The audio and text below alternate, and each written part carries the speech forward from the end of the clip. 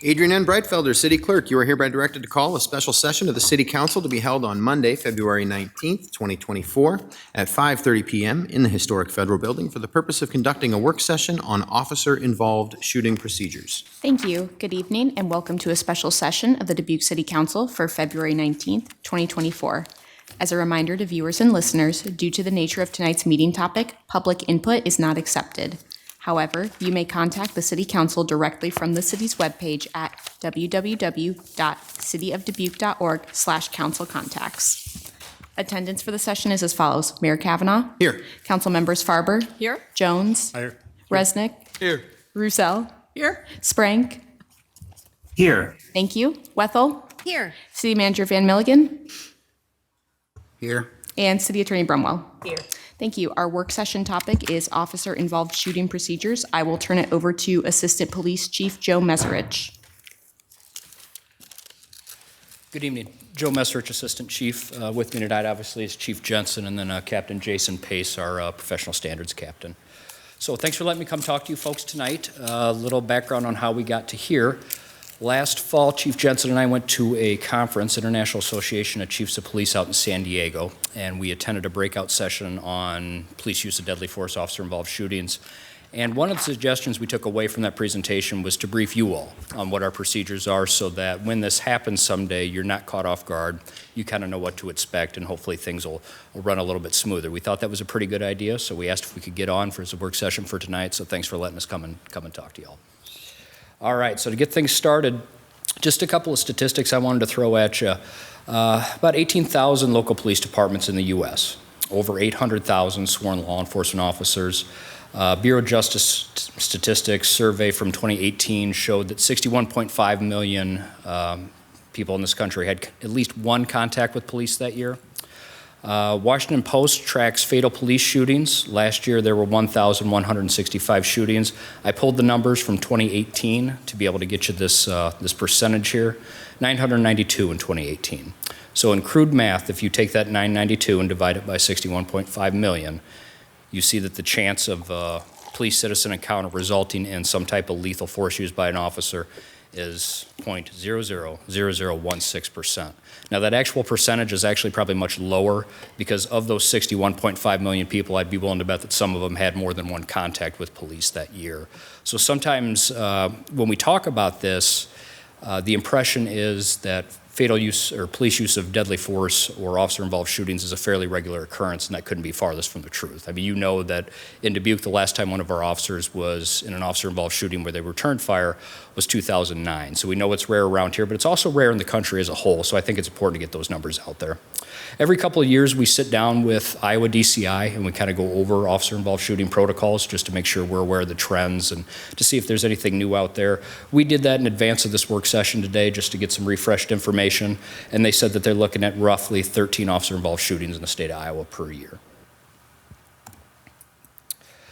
So you saw that I quoted the Washington Post for one of those bullets on the last slide. I did that because we don't have very good use of force data reporting yet in law enforcement in the U.S. anyway. The FBI recognized this problem several years ago, so they started the National Use of Force Data Collection Database. It's voluntary. Agencies can submit their data to this database for input in, and then people like me can pull better numbers out of it and not have to go to the Washington Post, right? We can actually look for good current law enforcement data, both to kind of benchmark our own agency, right, and help us plan for the future, plan trainings and things like that. So we do participate in this. We're one of 30 agencies in Iowa that do. You can see that we're kind of in the minority when you look at Iowa agencies in the whole, but the larger agencies for the most part do participate in this program, so that's why it covers such a higher percentage, 33% of law enforcement officers in the state. So this is some data from that database. You submit a report for one of three reasons, basically. Law enforcement use of force that results in serious bodily injury, law enforcement use of force that might result in death, and then the discharge of a firearm in the direction of somebody. If you miss or if it doesn't cause serious injury, it would be reflected there. The 2023 data is only good through September. When I pulled it last, and you can kind of see nationwide how police departments kind of stack up. This lighter shade of purple there, those are agencies that just plain didn't submit a report, so maybe they're participating in the program and just stopped submitting. The middle shade of purple there, that's where we fall. So agencies that participate, but we submit what's called a zero report. because use of force to that level is very, very rare in our community. So we participated with this for probably 2 years now, and thankfully we've yet to file a report that documents the serious bodily injury caused by force, shooting at somebody, or somebody that dies because of a police use of force.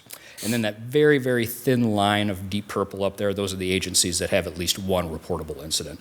So again, kind of back to the first slide's point, still very, very rare.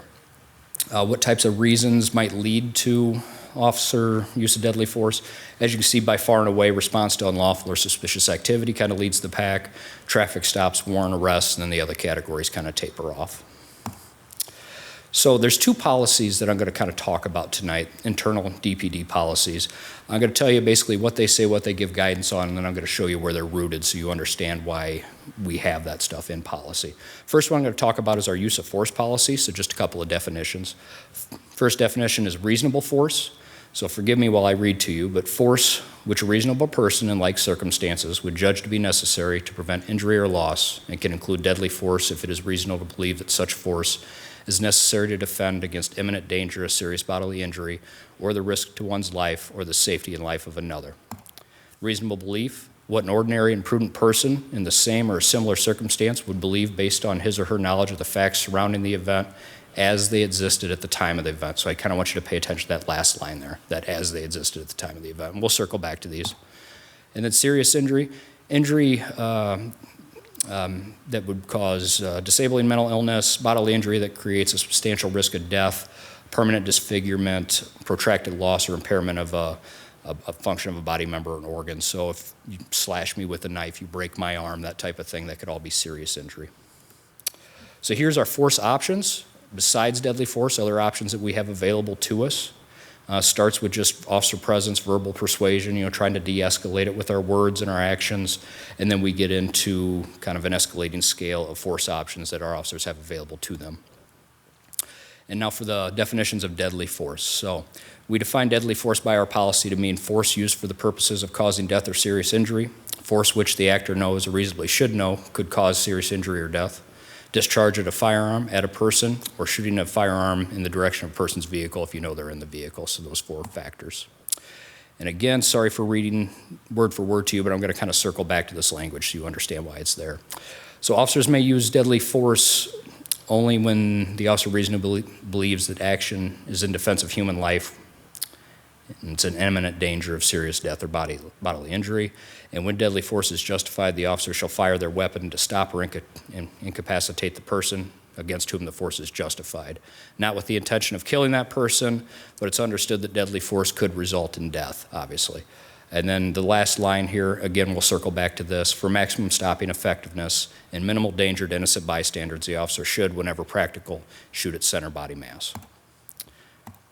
Okay, so I kind of told you all that to tell you this. Where do we get this policy language from, right? Where is this all rooted? So the first thing I'm going to talk about is Graham v. Connor, right? A pretty landmark Supreme Court case that gives law enforcement guidance on the police use of force. And some quotes in here from the Supreme Court's opinion. The reasonableness of a particular use of force must be judged from the perspective of a reasonable officer on the scene, rather than with the 20/20 benefit of hindsight. So you remember when we talked about reasonable belief and we said the events as they existed at the time, that's where that comes from, right? The Supreme Court recognizes that how the officer felt when he or she was in that dark parking lot at 2 o'clock in the morning, right? That's what's important, not how I may feel after weeks of deliberation in a climate-controlled office, right? So not using the benefit of 20/20 hindsight.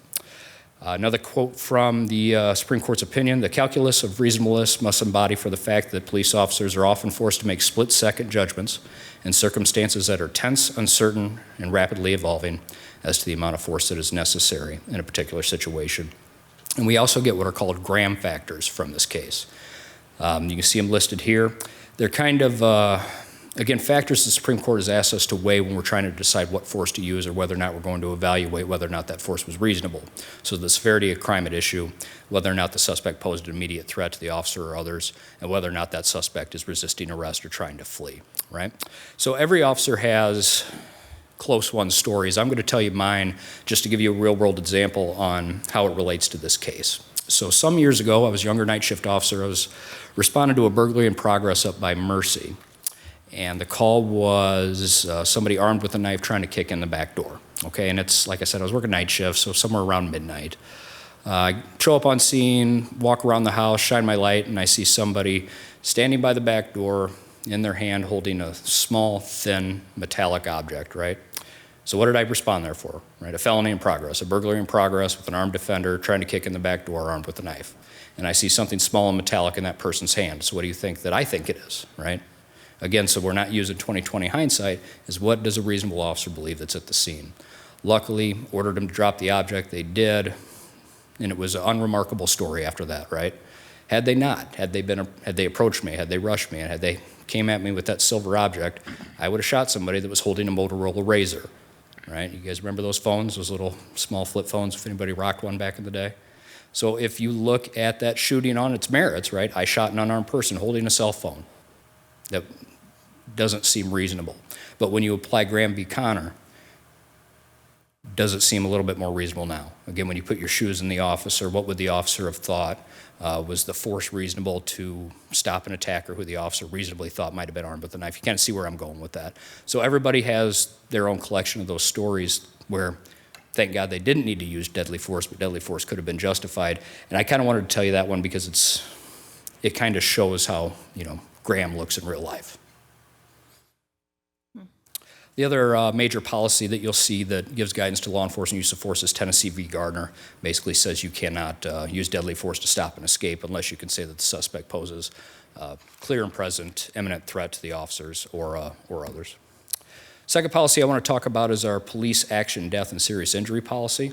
So the use of force policy gives us basically guidance on the actual use of force. This policy gives us guidance on what needs to happen after significant force is used, right? So we're not trying to build the plane as we fly it. We have a plane already built in case something horrible like this happens in our community. So the policy spells out some officer responsibilities and supervisor responsibilities. I didn't list them all here, but just some of the major ones. A big one that I want to point out is that officers being expected to administer first aid. So this catches people off guard from time to time. There may be a deadly force encounter where a police officer has to discharge their weapon, but once they determine that they're okay and there's no other bystanders that are hurt, they immediately need to transition into life-saving efforts for their attacker, right?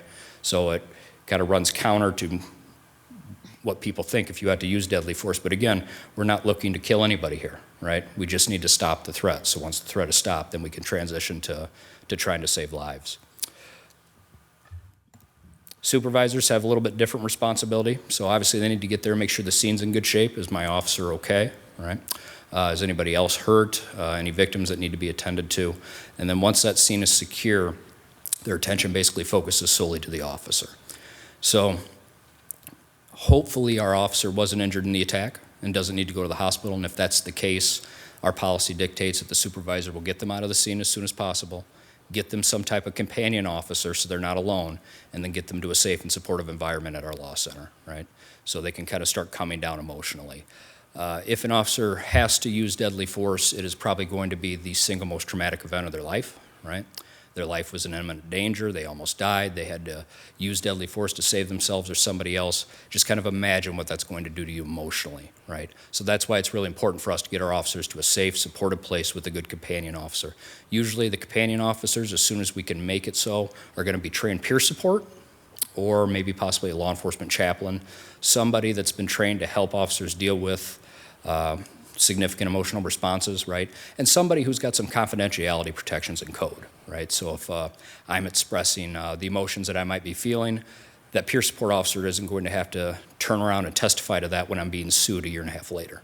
Makes sense? So we want to make sure that they've got good support and support that they can have candid conversations with and process their emotions.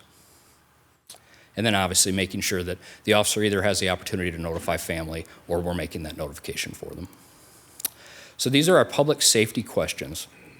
I kind of alluded to the emotional response that the officers may have. That is not the time for us to be asking, well, why'd you do it, right? For us to be asking them to justify what force they used. We need to be very careful in what questions we ask. We need to accomplish several things. We need to make sure that, one, there's nobody else hurt that needs to be tended to. Two, that the bad guys are accounted for. And then three, that we know where our evidence is. And once we know those things, we can slow stuff down, right? So these public safety questions are just designed to get us the critical information we need to save lives and secure the scene. And then after that, our line of questioning, for the most part, will stop for a while to allow the officer, again, to go through the emotions and process. So I'm going to take a couple of slides here and kind of talk to you about trauma. We're looking through it at the lens of officer-involved shootings for this work session, but it applies to just about any critical incident an officer might go through. So our policy dictates several things that I need to do. I need to get with all the officers that were involved in the event, make sure that they know what resources are available to them. I need to reach out to a psychologist or somebody that deals with critical incident stress and set up appointments for those officers and their families if they feel it's necessary. And then the department as a whole. What happens to one happens to all, right? We all feel it. So I need to make sure that the whole department is supported and they know what their resources are. So I just want to take maybe 5 or 10 minutes to kind of talk about those resources. So first, I kind of like to call our wellness initiative a three-headed dragon. Our main three heads on it are our EAP, our chaplains, and our peer support. So the city has a very good employee assistance program, 6 free sessions with a master's level clinician per incident. So if I'm struggling, maybe I'm having some, financial problems at home and it's causing stress, 6 sessions for that. And then God forbid a family member of mine passes away and I'm dealing with grief, 6 more sessions for that. So it's a very robust benefit. It's very worthwhile for our officers. But not everybody wants to talk to a therapist, right? Not everybody wants to go seek help through an EAP. Some might be more spiritual, and that's where our chaplains come into play. The chaplains are frequently seen roaming our hallways. They'll ride along with our officers. They're always putting on chili feeds and things like that. They've got confidentiality protections and codes, so what an officer says to a chaplain is confidential. Chaplains will come to officers' houses and talk about, maybe sit down with their kids and talk about, what their parent does for a living and help them process some of the things that might come with that. They're an excellent resource for us. And then our third is peer support. So we try to shoot for about 9 or 10% of the department to be trained in peer support, so we've got a big enough team. And our peer support officers, again, they have those same protections in code, right, where they can't be compelled to testify as long as they themselves weren't involved in the incident. In the appeal of peer support, Corporal Cross, who is one of our peer support officers, does a really good job of selling it. Everybody's different, and that's why you have to have that three-headed dragon, right? Me personally, I'm probably going to use the EAP. I've worked with our EAP providers. I know what the benefit is. It's nobody that knows me at work. I like that, right? So if I'm having trouble, that's probably going to be where I head, right? But not everybody's that way. Some people might not want to talk to a therapist. They might want peer support. And Joel's selling point for peer support is I don't want to spend the first 30 minutes of the conversation recreating the wheel, explaining what it is that police officers do. I can go to peer support and they already know, right? And we can get right down to the problem. So peer support is an excellent tool, and I think it's utilized quite a bit. We also have our own internal guides, right? Our own internal marketing flyers, and then just guides for officers to have. So if I'm involved in an officer-involved shooting, I might have peer support come and meet with that officer. They're probably not going to retain much, right? So I can send them home with this packet that's going to say, this is what to expect emotionally, this is what to expect procedurally, this is how you get help if you need it, right? So the officer's walking out the door with something they can fall back on. And then a similar guide for officers that experience critical incidents. So the other officers that might have been on scene and saw their coworker shot, right? They're going to be going through some stuff too, so we got some literature for them.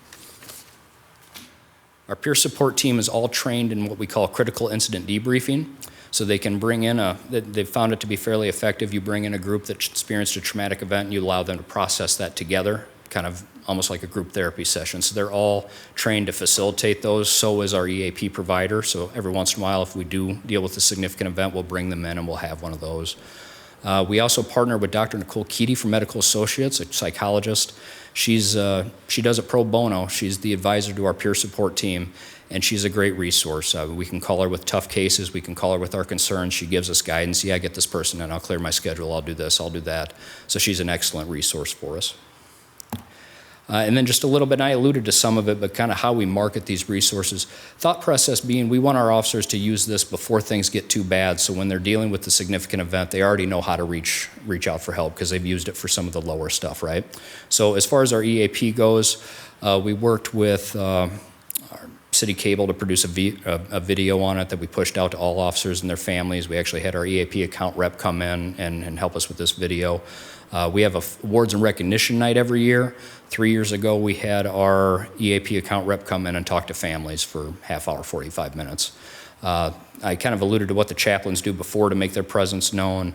We've kind of talked about peer support. Peer support also tracks critical incidents. So if they see a critical incident in the shift report, maybe officers had to deal with an infant death or a really bad wreck, they're going to log what officers were on that call, reach out to those officers to make sure they're okay. And then if they notice an officer is, boy, fate just has their number, and it seems like week after week they're going to some really nasty stuff, they're going to try to put some other supports in place. So they're really kind of ahead of the curve on that.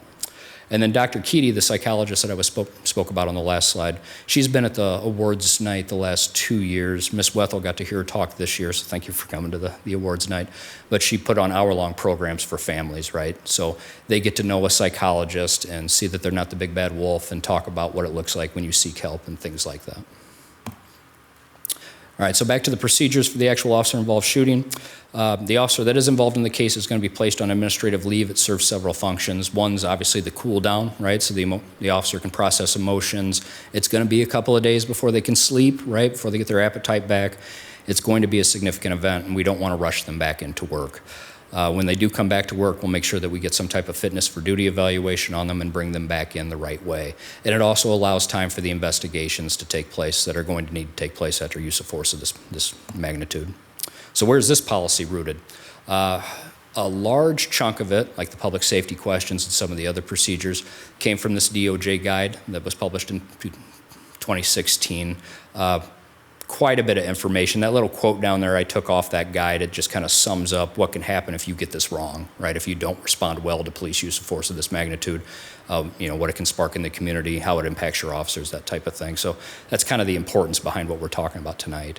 But a lot of our policy came from this guidance, and then obviously we're an accredited agency, so there's certain standards that we have to meet. Okay, so who investigates? So we're going to ask Iowa DCI, Department of Criminal Investigation, to actually do the criminal investigation in this. There's going to be two investigations that run parallel, a criminal investigation and an administrative investigation. Criminal investigation just determines whether or not a crime was committed, or I should say gathers the facts so that a county attorney or attorney general or a grand jury can make that determination. Using DCI helps to avoid a conflict of interest, so they're a good agency, they're an experienced agency. We can be assured that it's going to be worked correctly, but they're not working out of our building, right? They don't have close personal relationships with all of us. They can be independent and do a good, thorough investigation. So the other investigation that's going to run parallel will probably be conducted by Captain Pace behind me, and that's our administrative investigation, right? So we need to make sure that our policies were followed and that they were adequate. So we could see that we have a violation of a policy, but the policy was a bad policy, right? It dictated that the officer do certain things that weren't very feasible, so we know we need to change policy.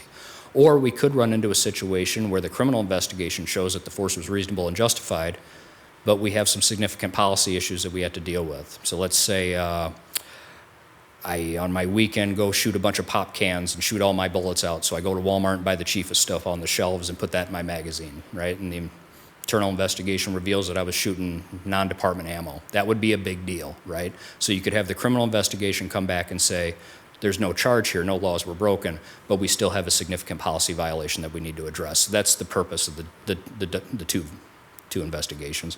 And then we'll also convene a departmental review board, right? So officers of all ranks and divisions, at least a representative from each, will sit down and kind of do a big deep dive on the use of force.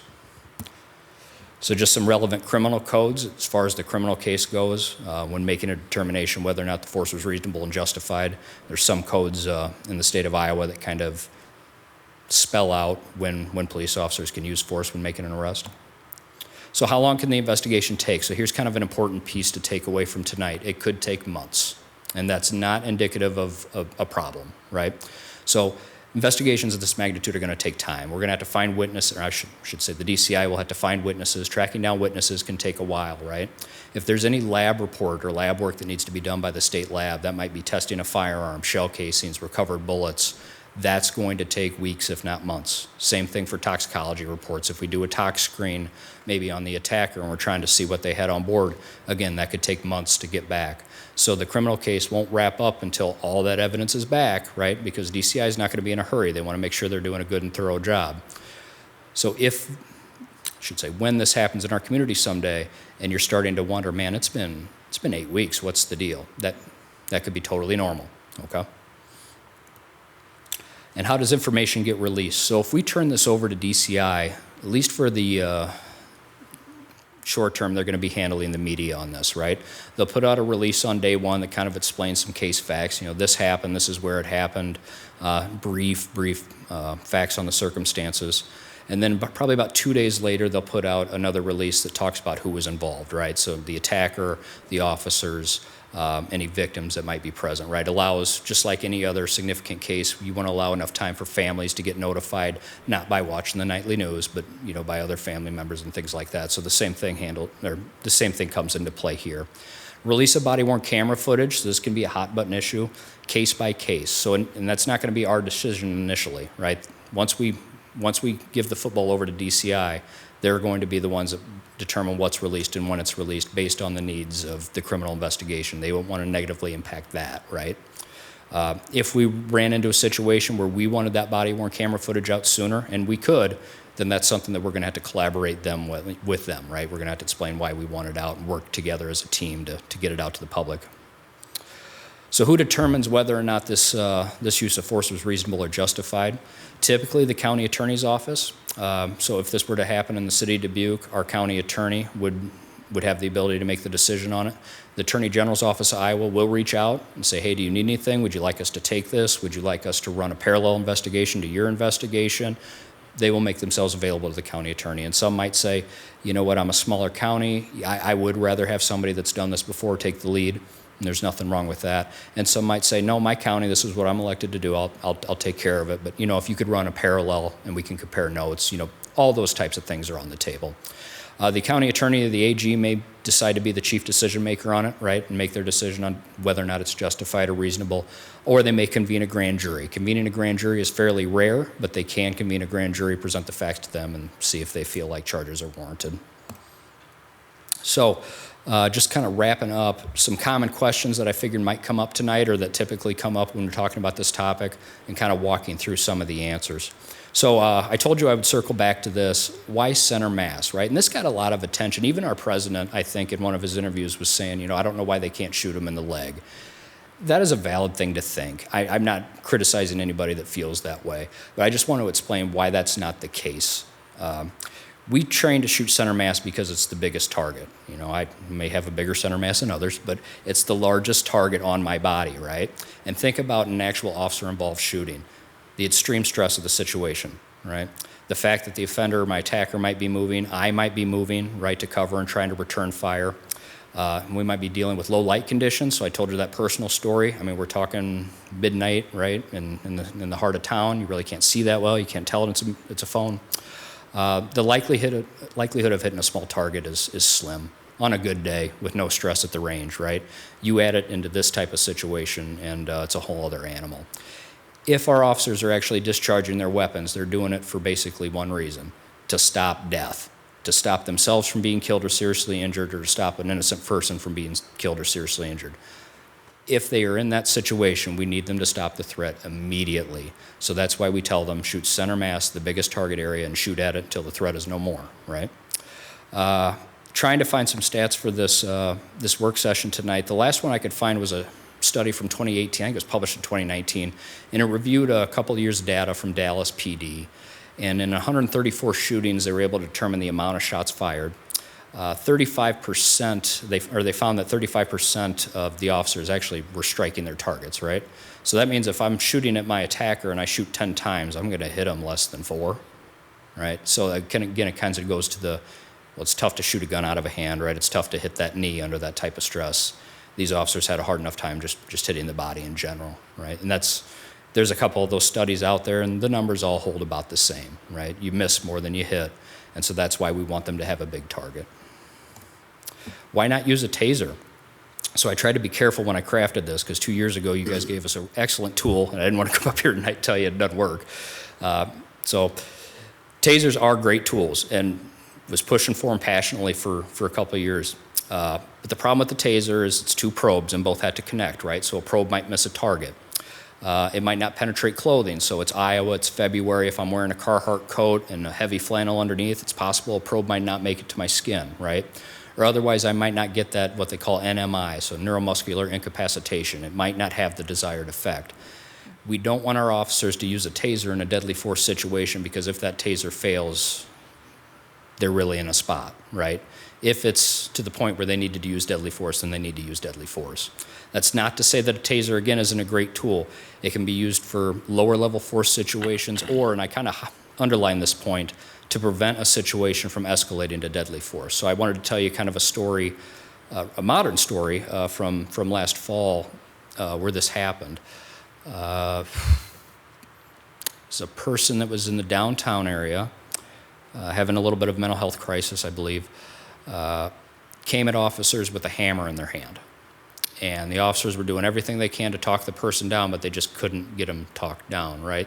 So prior to 2 years ago, we've got limited tools to deal with that, right? And if you're approaching an officer with a hammer raised, that is a deadly force situation. But before that offender was able to get close enough to the officers, they were able to deploy a taser. It had the desired effect, and they took the person into custody without deadly force. Huge success story. Thank you for giving us that tool. So I don't want you to think that it was a waste of money on your part, but I do need you to see the difference between when that is appropriate to use and when it's not. And in a true deadly force situation, we don't want our officers with tasers. Why were there multiple shots fired? So a couple of different reasons here. Attacker can be shot several times before the attack stops, right? I might get hit multiple times and still be able to, for several seconds, if not minutes, be able to continue doing what I was doing, right? Even if those wounds are fatal, I don't just fall to the ground like in Hollywood, right? I can still continue to move and advance it towards my target. So it might take multiple rounds until somebody is down and the threat is stopped. And that's how officers are trained. They're trained to shoot to stop the threat. So if they fire and that threat hasn't stopped, threatening their life, they're going to continue to pull that trigger until that threat is no more. Some studies have shown that you can shoot 3 to 4 rounds off in a second. I think it's like 0.25 seconds per round. Given that speed, multiple rounds at center mass are certainly possible, right, in a deadly force encounter.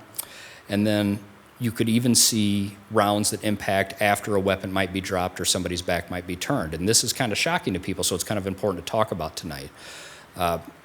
If I'm firing a weapon and I'm given a cue to stop, it's going to take a while, right? I have to see it, I have to recognize it, I have to process it, and my brain's got to send a signal down to my hand. They've done studies on this in controlled lab environments. Basically, I want you to shoot at this target and stop when you see a red light. And it's taken, again, under no stress, up to 1.5 seconds for people to recognize that no shoot cue and to stop shooting, right? So if I'm firing around every 0.25 seconds, and it takes me 1.5 seconds to recognize that I need to stop shooting, you could certainly see a round or two being fired after a weapon falls out of somebody's hand or after they may turn to run. So just an important piece to get out there so you're not immediately shocked if you see that. That still might be a reasonable use of force, right, depending on the circumstances. And then why not release video footage immediately? It's been kind of an agency by agency thing across the country when these deadly force events happen.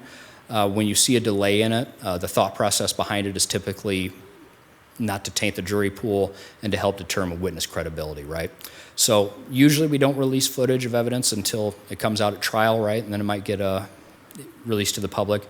The reason for that is if we just release raw footage, that's going to get commented on. Maybe not by the media that initially reports on it, but it'll get commented on in social media, get commented on, in the comments underneath the news story. There'll be a lot of comments and opinions about this footage that are based on less than all the facts, right? Well, that taints our jury pool.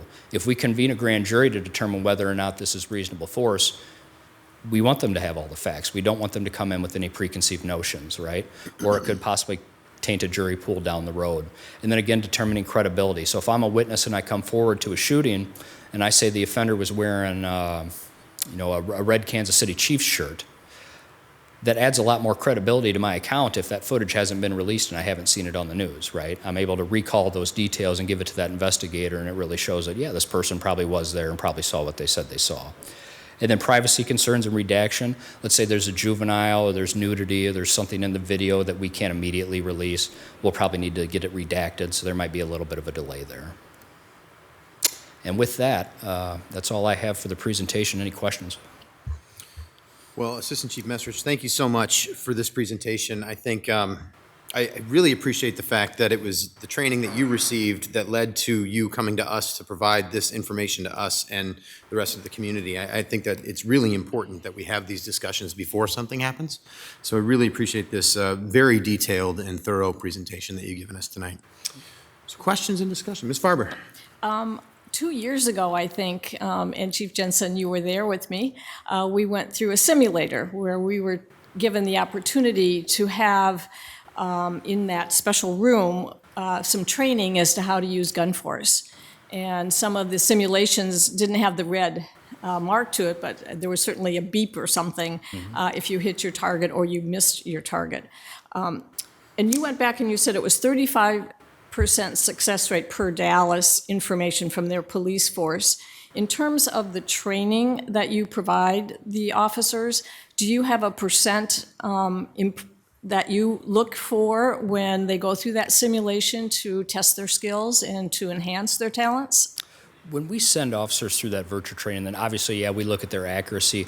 But when we look for hit percentages, they have to qualify on their weapons every year, right? So we typically give about 20 hours worth of firearms training to the department a year. And so accuracy is obviously addressed then. So if they're, I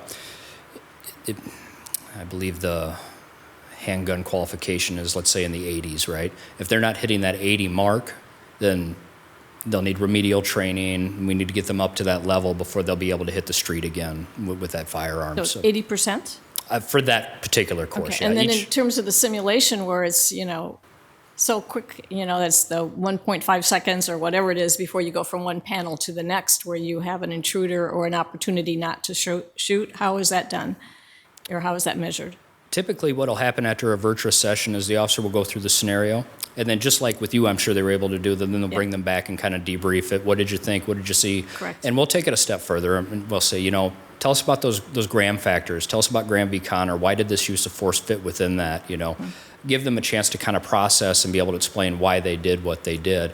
And then obviously going over the shot placement, more as an awareness. This is where you were impacting, things like that. And I was greatly appreciative to have that opportunity because it really did bring insight into not only the psychological, but also the physical and the athletic side of that simulation. So thank you very much. And the presentation I thought was just really very insightful and very helpful. So thank you very much again. Thank you.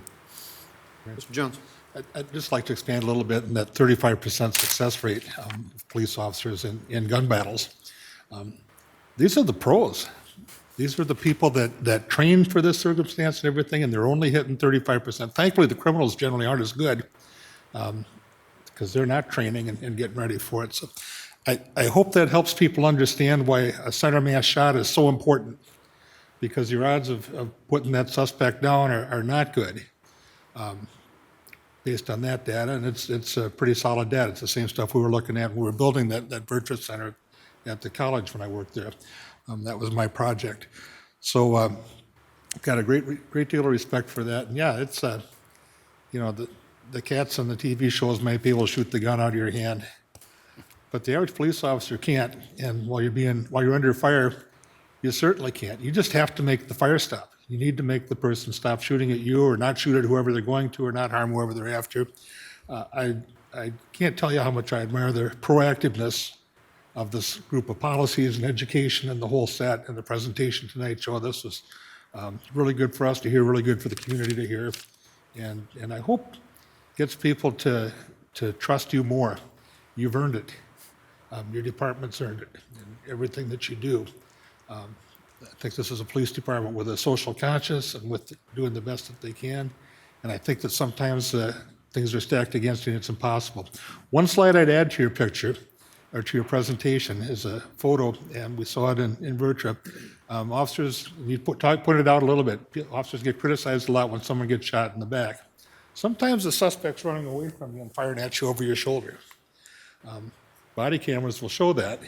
But people don't see that or understand it as often as perhaps they should. So if you got a good picture of someone firing at you over their shoulder from behind, that'd be pretty stark for the average city council person watching a presentation like this for the first time.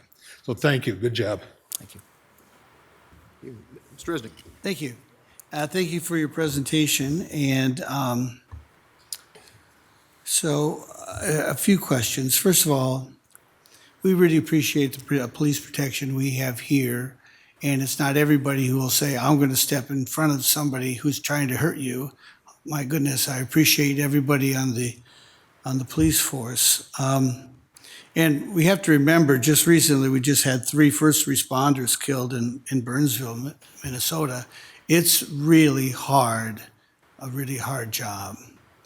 I want to bring up a couple things. First, and I know you're familiar with this, we hear them on news reports from other communities where an individual had no weapons, was not resisting, he may be not following directions, his emotions were fraught, or her emotions fraught, but whatever the situations, somebody gets shot, or that person got shot, and then they do an investigation, and they say that, well, they were properly following all policies and procedures, and yet that person got shot and they're dead. So, I mean, it's just very hard. And so you mentioned, well, we changed the policy after a deadly mistake. Well, I put the deadly mistake, but, if something happens that shouldn't happen, then you change the policy, or, that didn't work. So we change it. And I know you don't mean to be trial and error, so that the best thing you could give us is reasonability. So, you have to be reasonable in force and reasonable in belief, even though you're facing an unreasonable situation. Oh my gosh, so I think that's very difficult. And did you give us the entire policy? And if there's any changes, we should change it first. It seems like this is the best policy to have. Yeah, absolutely. So that's the benefit of being accredited, right? So we know what the national best practices are. We can reach out to other agencies and get their standards. Our accrediting body, CALIA, kind of spells out things that we need to have in policy. So when I say after an event that we might look and find that a piece of the policy was inadequate, I don't mean inadequate because it cost the loss to life. It might be inadequate because we're asking too much of an officer or a supervisor to manage that scene, and we might realize that maybe we shouldn't ask our officers to do this right after a deadly force event because it's just not feasible, because we found in this case that they weren't able to do X, Y, and Z because they had to be so focused on their life-saving efforts. So that's what I mean when I talk about an edited policy. As far as, policies that, to your point, are inept and might cause an individual harm, I would hope that anything like that wouldn't be in our policies because we're following those national best practices, and we continue to update our policies as those standards evolve in time, right? So I hope I didn't give the wrong impression that was kind of what I meant. It was more so that, are we asking too much of people? Is it feasible? And that's one of those things that an internal investigation needs to determine. Thank you. And the threat increased. What are the factors? Because different officers would feel more or less threatened in certain situations, and it's up to that officer, what that officer felt, and, you basically can't be second guessed. So the investigation is coming in. All our officers are reasonable, correct? And so, and they're put in this unreasonable situation, and then they have to respond. My question to you is, what are the factors that increase the threat? Do you have a list of factors? Because sometimes people add factors to that. Well, if this person wasn't blank, they wouldn't have gotten shot, right? Yeah, so it kind of comes down to those gram factors that we talked about and some of that Supreme Court guidance. So there is no comprehensive list because it could never accurately capture everything we're looking for. So it could be size and ability of the suspect or the attacker, right? Is the attacker 6'4", 250 pounds, and a black belt, and name your discipline, right? That's going to be a little bit different than is the attacker a middle school student that weighs 100 pounds, right? They both might be trying to hurt me, but completely different risk, right? History of the suspect: is the suspect known to go armed? Is the suspect known to fight with law enforcement? What was the nature of the call I've been sent to? So I kind of told you that personal story that it was going to, burglary in progress, somebody armed with a knife. That's a little bit different than drunk, passed out on my porch. So all those things would factor into what the risk is, and it would be on the officer to explain how they felt, why they felt that way, why they felt they were at significant risk, and then it would be up to the decider of the fact, basically, to determine whether or not that was reasonable. Well, I'm sure you agree with me that this is a no-win situation when that happens. I mean, it's just terrible that you're in there, and I appreciate you saying that I'm going to be in this situation that is unreasonable and could change my life forever. So I want to thank you for that. It's very difficult. Thank you. Thank you, Mr. Mayor. Ms. Wethel? Assistant Chief Messrich, how long have you been with the force? 22 years. So 22 years ago when you started, what resources were available, like EAP and CIT and chaplain services? I think there was an EAP. I certainly didn't know how to access it. Now, part of that was on me. I'm sure I could have read it on a bulletin board, but there was nobody putting it in front of my face all the time, right? We didn't have a chaplaincy. We didn't have peer support. And really the culture in law enforcement all over the country at the time was, even if we had it, we weren't going to reach out to it, right? And that has dramatically changed. So I see where you're going with that, and I agree 100%. We've come a long, long way.